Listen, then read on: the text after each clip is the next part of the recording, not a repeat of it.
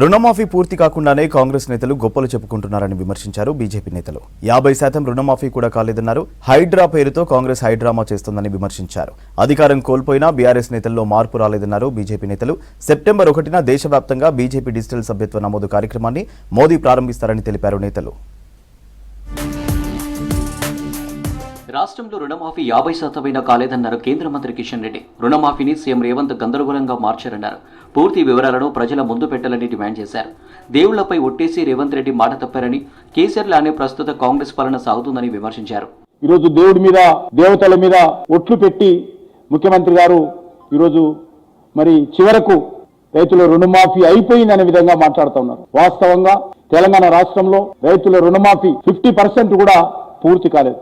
సమగ్రమైనటువంటి వివరాలు ఈరోజు తెలంగాణ రైతాంగం మీద ముందు పెట్టాల్సినటువంటి బాధ్యత రాష్ట్ర ప్రభుత్వం మీద ఉంది. హైడ్రాపై కూల్చివేతలపై విమర్శలు చేశారు కేంద్ర మంత్రి కిషన్ రెడ్డి. హైడ్రానో హైడ్రామానో తెలియడం లేదన్నారు. గతంలో ఏ ప్రాతిపదికన అనుమతులు ఇచ్చారు, ఇప్పుడు ఏ ప్రాతిపదికన కూల్చుతున్నారని ప్రశ్నించారు. అధికారం పోయిన బీఆర్ఎస్ వ్యవహారంలో మార్పు రాలేదన్నారు. ప్రజలే తప్పు అన్నట్లుగా కేసీఆర్ కుటుంబం వ్యవహరిస్తుందని విమర్శించారు కిషన్ రెడ్డి. హైడ్రావనో తెలియదు. అది ఎందుకు ఆక్రమణలు చేసుకుంటే అక్రమంగా నిర్మాణాలు జరుగుతూ ఉంటుంటే ప్రభుత్వ యంత్రాంగం ఏం చేసింది?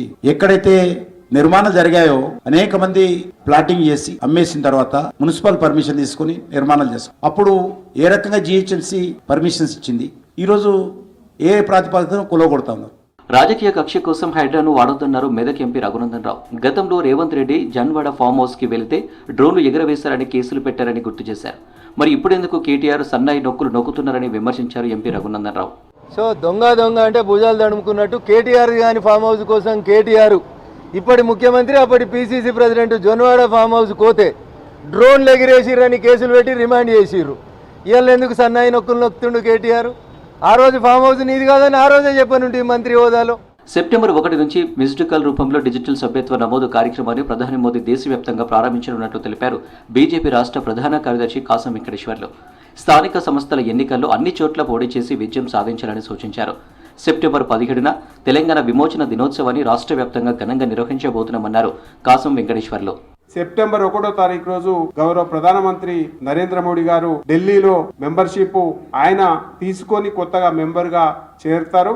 ఆ రోజు నుంచి జాతీయ స్థాయిలో మెంబర్షిప్ స్టార్ట్ అవుతుంది. దీంతో పాటు సెప్టెంబర్ 17 తెలంగాణ విమోచన దినోత్సవాన్ని కూడా పెద్ద ఎత్తున బూత్ స్థాయి నుంచి రాష్ట్ర స్థాయి వరకు కార్యక్రమాలని నిర్వహించాలని చెప్పేసి కూడా నిర్ణయించడం జరిగింది. సికింద్రాబాద్ క్లాసిక్ గార్డెన్ లో సభ్యత్వ నమోదుపై బీజేపీ వర్క్షాప్ కార్యక్రమం జరిగింది. కేంద్ర మంత్రి రాష్ట్ర అధ్యక్షుడు కిషన్ రెడ్డి అధ్యక్షతన జరిగిన ఈ కార్యక్రమానికి ముఖ్య అతిథిగా జాతీయ కార్యదర్శి శ్రీమతి విజయ రహత్కర్ హాజరయ్యారు. సుమారు 600 మంది ప్రతినిధులతో నిర్వహించిన ఈ సమావేశంలో దేశవ్యాప్తంగా బీజేపీ సంస్థాగతంగా బలోపేతం కోసం 50 లక్షలకు పైగా సభ్యత్వం నమోదే లక్ష్యంగా పనిచేయాలని సూచించారు నేతలు. కాంగ్రెస్ ప్రభుత్వం ఇచ్చిన 2 లక్షల రుణమాఫీ హామీ బూటకమన్నారు బీఆర్ఎస్ నేతలు. సీఎం రేవంత్ రెడ్డి పూర్తి స్థాయిలో రుణమాఫీ చేయకుండా రైతులకు కుచ్చుటోపి పెట్టారని విమర్శించారు. రుణమాఫీ విషయంలో కాంగ్రెస్ మంత్రులు తలోమాట మాట్లాడుతున్నారని ఆరోపించారు. హైదరాబాద్ దోమలగూడలో స్పోర్ట్స్ యూనివర్సిటీ నిర్మించాలని డిమాండ్ చేశారు బీఆర్ఎస్ నేతలు.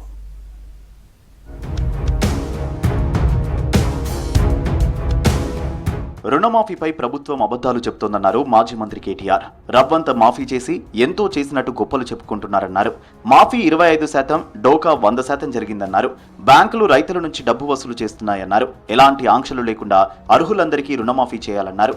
తెలంగాణ తల్లిపై ముఖ్యమంత్రి చేసిన వ్యాఖ్యలను ఖండిస్తూ రేపు రాష్ట్ర వ్యాప్తంగా నిరసనలకు పిలుపునిచ్చారు కేటీఆర్.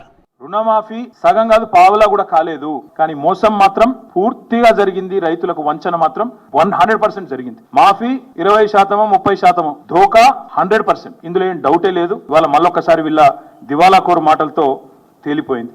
మంత్రివర్గ సహచరులు ఈయన ప్రభుత్వం చేస్తున్న మోసానికి వ్యతిరేకంగా రేపు బీఆర్ఎస్ పార్టీ ఆధ్వర్యంలో అన్ని మండల కేంద్రాలలో రేపు రైతులను కూడగట్టుకొని మా పార్టీ కార్యకర్తలు మేమందరం కూడా ధర్నాలకు పిలుపునిచ్చినాం.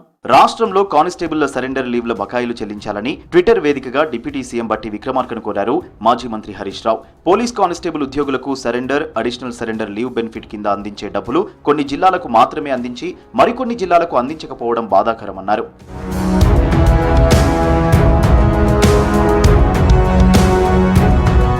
ఆగస్టు 15లోగా రైతులందరికీ రుణమాఫీ చేస్తానని సీఎం రేవంత్ రెడ్డి యాదాద్రి లక్ష్మీ నరసింహస్వామి మీద ఒట్టు పెట్టి మాట తప్పారన్నారు హరీష్ రావు. రుణమాఫీ గురించి కాంగ్రెస్ మంత్రులు తలో మాట మాట్లాడుతున్నారన్నారు. పూర్తి స్థాయిలో రుణమాఫీ కాకపోవడంతో రైతులు ఆందోళనకు గురవుతున్నారన్నారు. రేపు బీఆర్ఎస్ ఎమ్మెల్యేలు ఎమ్మెల్సీలు యాదాద్రిని దర్శించుకోనున్నట్లు ట్వీట్ చేశారు హరీష్ రావు.